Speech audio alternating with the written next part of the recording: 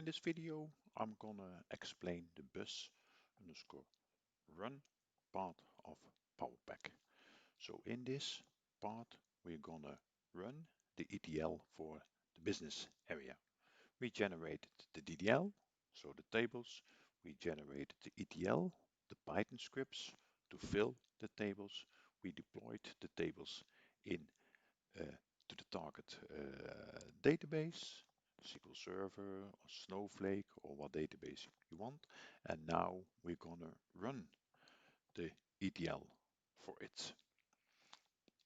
So the ETL is available, the DDL is available, and we're gonna run this part to fill the business area tables.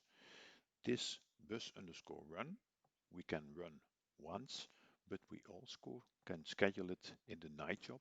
So every night, the business area will be filled based on those scripts.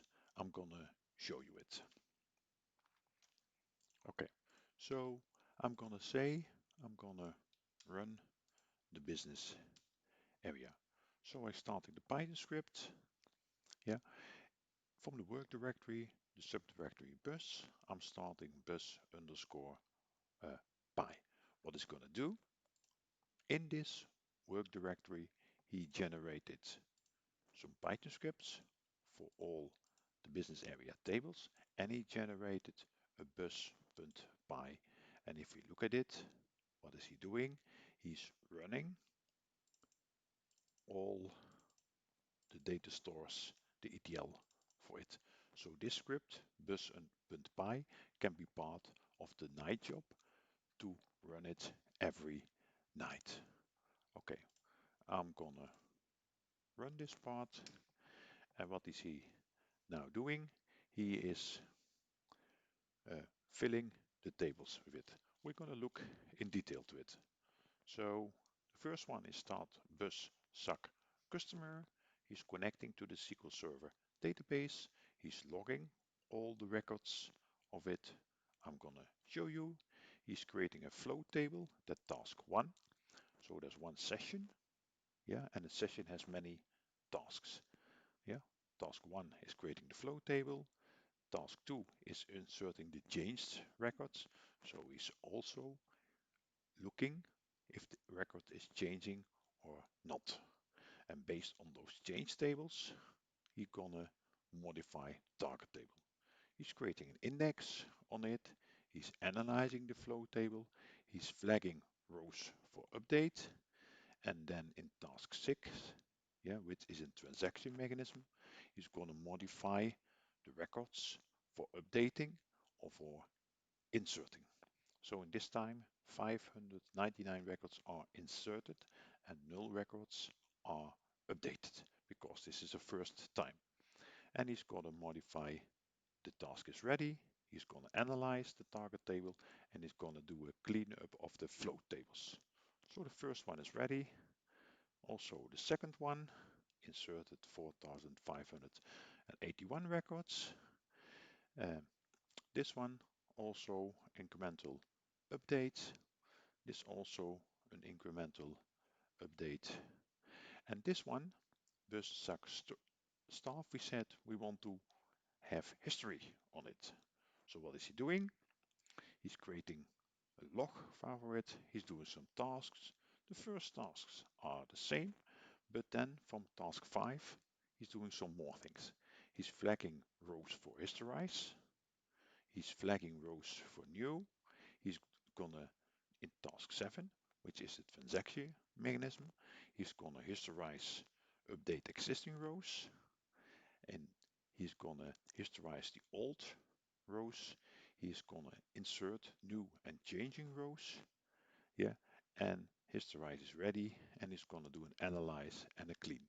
So you see there's difference between an incremental update and a historize, and everything is ready now. If we go to the database, yeah, and we're gonna look to the logging of it, we can see slack star from ppk dot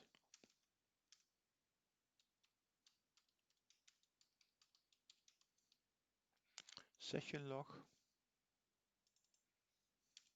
order by session number descending.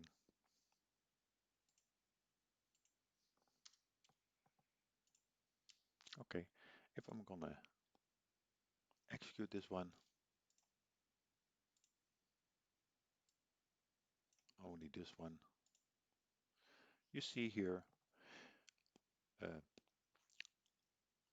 the tasks with a task number, a task name, session type, session status, when is he started, ended, the duration of it, the number of records, of inserts, updates, deletes, errors, the session message, and so on.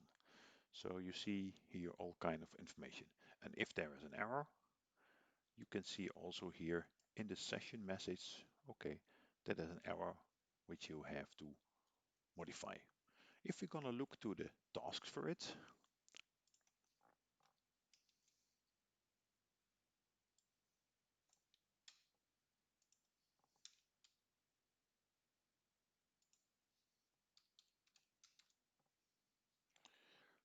task log, where session number is 2026, because that was the session. So you can see here now the tasks for this session.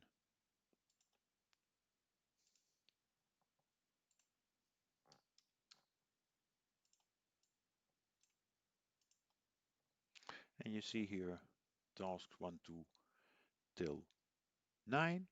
So you see the task names, the type, it's a SQL statement, it's ended, when it started, when it's inserted, the duration of it, the number of inserts, updates or deletes, and also the task message.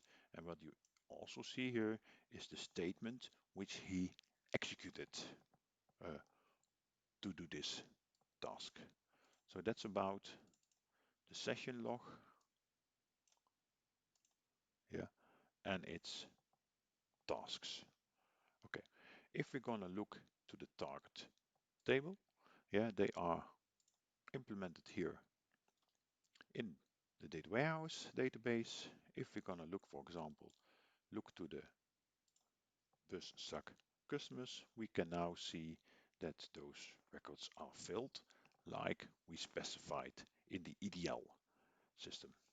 Yeah, and you see also here the date created, yeah, the date changed, the session ID created, and the session ID changed.